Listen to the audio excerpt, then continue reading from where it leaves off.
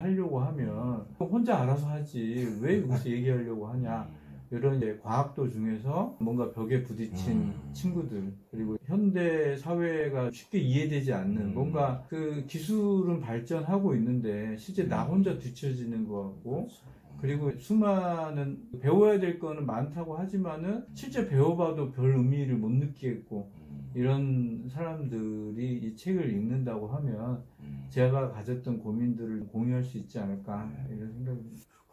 본인이 느끼기에 따라서는 다양하게 다른 각도에서 읽힐 수도 있지만, 요즘은 과학기술이 주도하는 사회지 않습니까? 나머지가 무시되고 오히려 그 안에 다 수렴되는 것 같은 느낌인데, 그런 것들에 대한 내적인 고민이라든지 어려움, 이런 것들을 함께 나눌 수 있는 장은 분명히 또 문학적인 영역, 또 다른 영역에서 인간적인 유대감이나 그런 것들 속에서 피어나지 않을까, 그런 생각이 드네요. 이번 질문은 가장 마음에 드는 구절, 어떤 구절이 있을까요? 작가님이 뽑은 하나의 구절이 소개하고 싶은 부분이 있다면? 제가 정리하면서 마음에 들었던 부분은 구원은 우리 삶에 있다. 이게 제가 가장 정리하면서 마음에 들었던 부분입니다. 어쨌든 우리가 종교에서 예수님, 부처님, 여러 신앙 존재들이 있지만은 실제로 그분들이 제시하려고 했던 거는 우리 영혼은 필멸이 아니다 라고 부분들, 그리고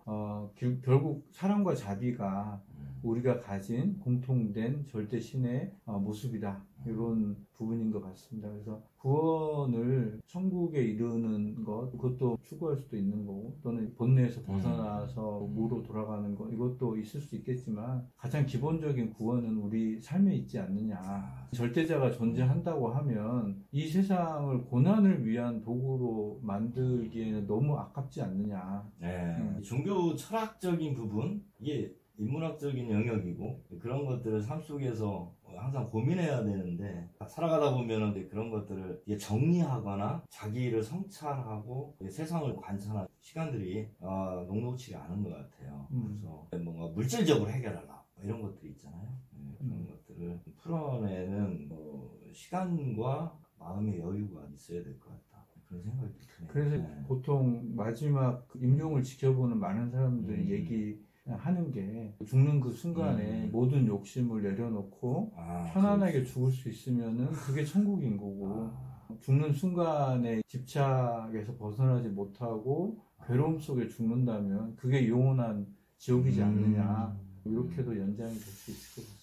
가슴에 새겨둬야 될 말인 것 같습니다. 감사합니다. 성경 내용이 많이 차용된 것 같아요. 예. 네, 중간중간에 그 천사들의 이름도 많이 나오고 구절도 나오고요.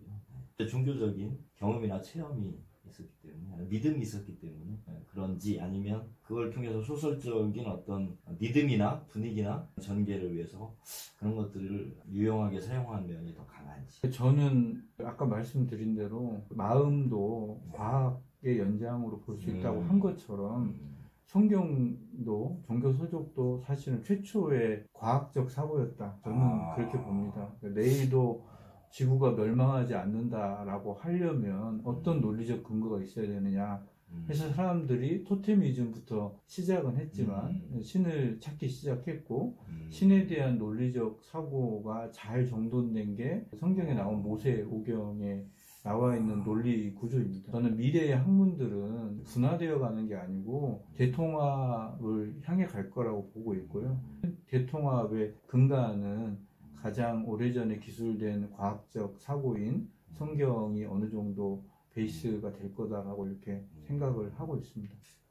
보통 사람들은 그렇게 생각을 하기가 어려운 부분이 사실 있거든요. 과학, 종교는 분리되어 있다, 그렇게 생각하는 부분도 있고, 그래서 통합이라고 하는 부분이 저도 조금 공감이 가는 내용이, 미술의 발전이나 예술의 발전이나 이런 것들 보면은 과학과 밀접한 관련이 있더라고요. 과학기술의 발전이 추동했던 부분도 많고요. 그리고 과학적 사고가 이러한 세계관을 열었다, 이렇게도 볼 수 있는 거고, 그렇게 이해하면 되지 않을까 싶은데. 그리고 역사적으로도 사실 성경에서 시작은 창세 신화부터 나오지만 실질적인 역사의 시작은 이스라엘 민족이 이집트를 탈출하는 거잖아요. 그러니까 역사적으로도 그 당시에 세계의 모든 과학적 지식이 이집트에 모여 있었던 부분인 거고, 그 지식적 베이스에서 그런 것들이 정돈돼서 이스라엘 민족이라고 하는 민족으로 집약이 된 부분인 거지, 저는 문명과 종교가 따로 있다고 별로 생각하지는 않습니다. 이 소설 한 편이 세계사를 꿰뚫고 있다 이렇게 봐야 될 것 같습니다. 이거를 조금 쉽게 읽을 수 있게 독자에게 조언을 한다면,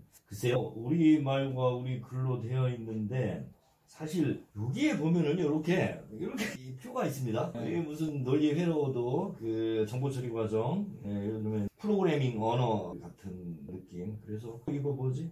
보다 보니까 이렇게 눈길을 주다 보면 머리 아프다 이런 생각할 수도 있거든요. 요것과 곁들여서 한번 얘기를 해주신다면? 그러니까 사실은 처음에 소설을 써서 지인들한테 보여주니까 논문 읽는 것 같다, 이런 얘기를 많이 들었습니다. 이 도표는 마지막에 집어넣은 거긴 한데 제가 좀 실수한 것 같습니다.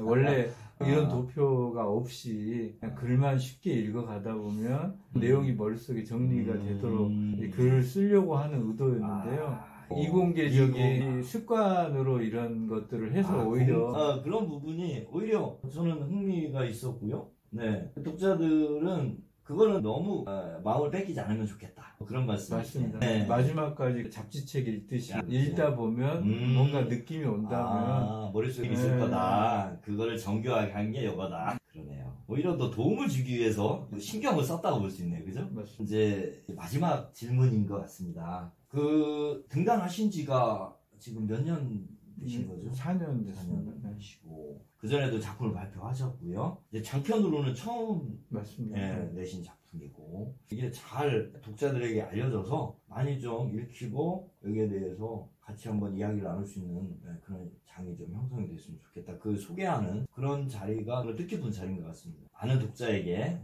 다가가고 싶은 마음이 작가의 소망인데, 이것이 어떻게 다가가서 어떻게 읽히기를 바라는지, 독자를 향한 메시지 한번 전해주시면 감사하겠습니다. 제가 이 소설을 쓰기 전에 사실은 논문만 계속 지금까지 한 77편 정도 썼는데, 쓰면서 밤도 많이 샜습니다. 근데 도대체 이 논문을 누가 읽을까에 대한 의문을 많이 가지고 있었고요. 그래서 사실은 저는 대화하고 싶습니다. 이렇게 소설을 계기로 사람들과 그렇죠. 얘기하고 소설에서 한 가지라도 좀 생각나는 게 있으면은 연락을 줘서 그거에 대해서 얘기하고 사람들 사이에 대화가 많아졌으면 좋겠다라는 생각인 거고요. 그 대화의 주제를 하나라도 이 소설이 줄 수 있다고 하면 이 소설을 출판한 충분하지 않을까. 단 한 명의 독자라도 대화를 나눌 수 있는 그런 독자가 있었으면 좋겠다. 근데 올해 경사가 났지 않습니까? 노벨 문학상 작가 우리 소설이 세계적으로 우리 한국 문학의 위상을 드높였고, 또 한국 사회에서도 문학에 대한 관심이나 또 생각들이 새롭게 진일보할 수 있는 그런 계기가 됐으면 좋겠고요. 오늘 바쁘신 가운데 이렇게 자리를 같이 해줘서 감사하고, 후속작 기대를 해보겠습니다. 인사하고 마치겠습니다. 네, 감사합니다.